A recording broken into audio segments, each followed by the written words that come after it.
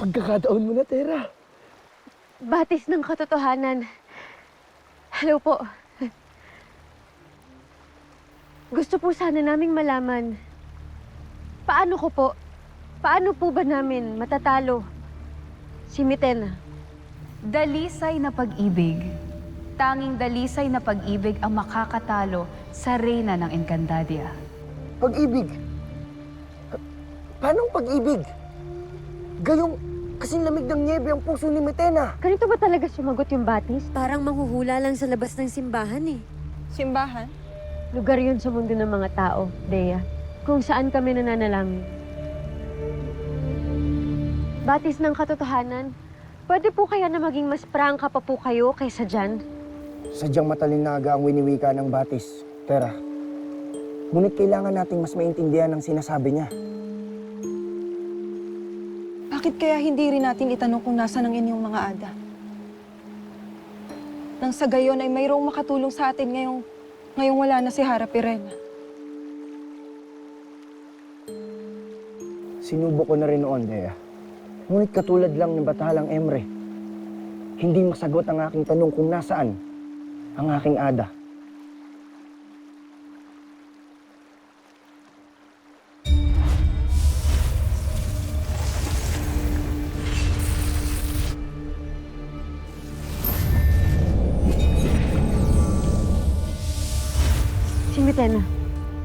Si Mitena padating na dito. Umalis na tayo. Halika na.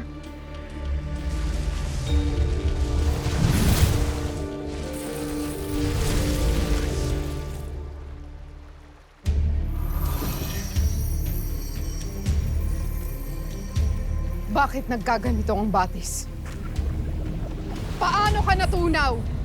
Sabihin mo sa akin ang katotohanan, kung hindi parurusahan kita.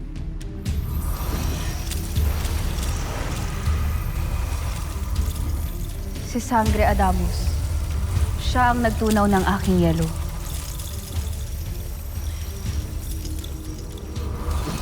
At bakit? Ano ang nais niyang malaman sa iyo? Tinanong ng mga bagong sangre kung paano matatalo ang mahal na Kera.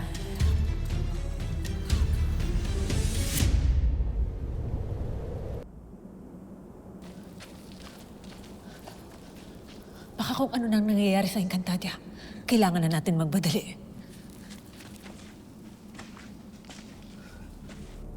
Saan kayo patutungo, Pirena? Ashti, ang dating Mash na ay tagapagbantay na ngayon ng Devas. Di akadlangan niya tayo.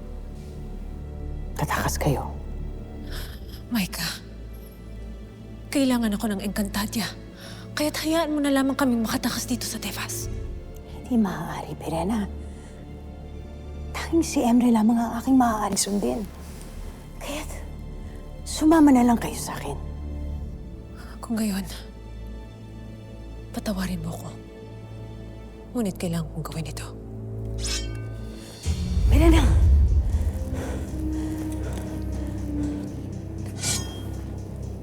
Patawad, Pirena. Ngunit hindi ko kayo maaaring pahintulutang umalis dito sa Devas.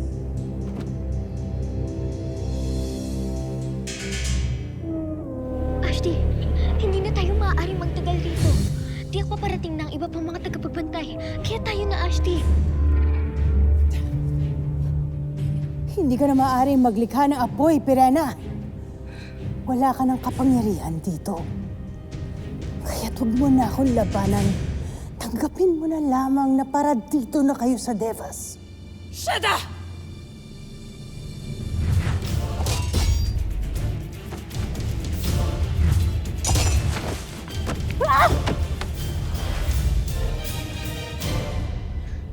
Handa akong tanggapin ang anumang kaparusahan.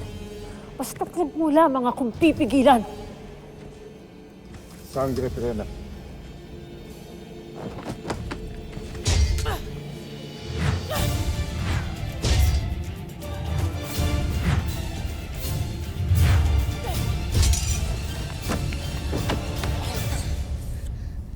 Gusto na, Sangre Pirena. Sumama ka na lang sa amin.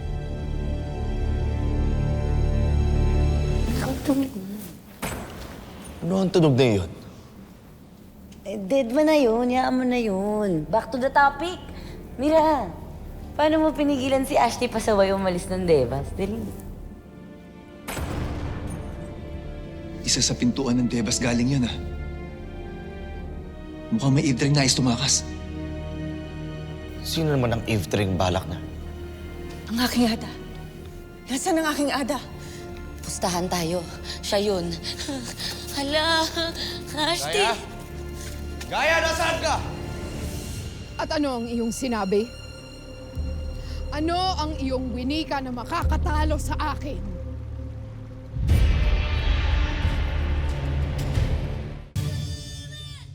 Pag-ibig. Ngunit walang minamahal si Mitena. Puro galit at paghihiganti lamang ang laman ng isip at puso niya, Nunong Imaw. Bawat nilalang ay mayroong kwento at pinanggagalingan. Masakit at masalimuot ang pinagmula ni Mitena. Siya ay nananakit sapagkat siya ay nasasaktan. Ngunit hindi ibig sabihin ay hindi na niya kayang magmahal pa. Kung ang nyebe man ay natutunaw at nagiging tubig, ang pusong malamig ay umiinit at lumalambot din. Opo. Tama po kayo, Lolo Imaw.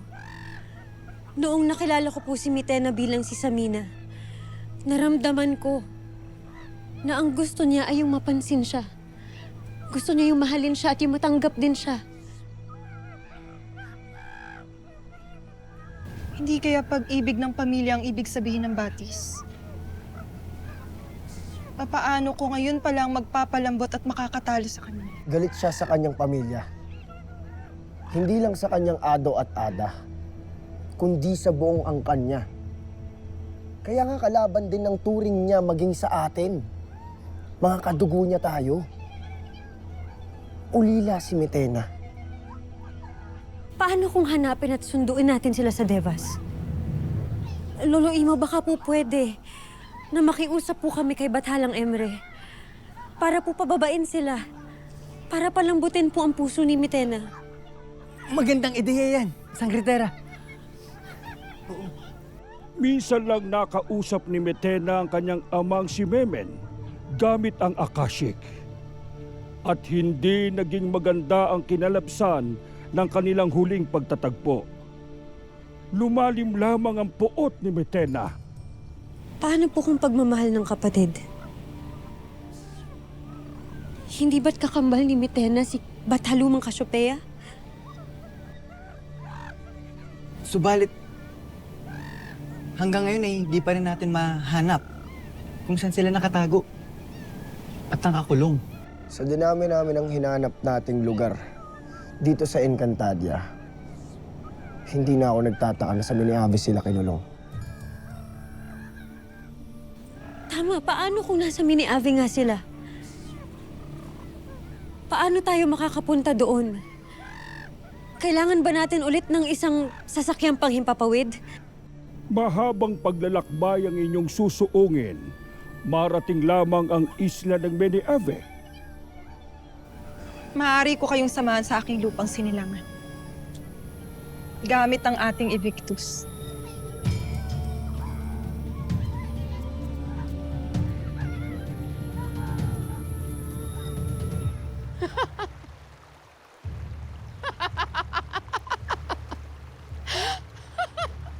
Sursol! Hindi ako matatalo ng pag-ibig? Isang malaking kalokohan. Wala akong minamahal na nilalang. At mas lalo nang walang...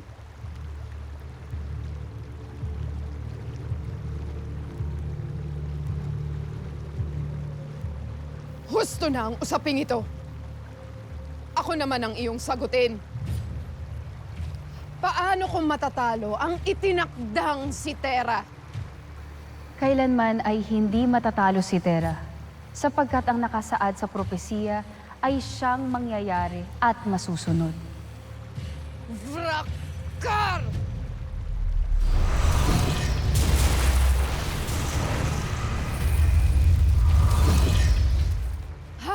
dumadaloy sa iyong kuryente, ay hindi ka na makapagsasalita.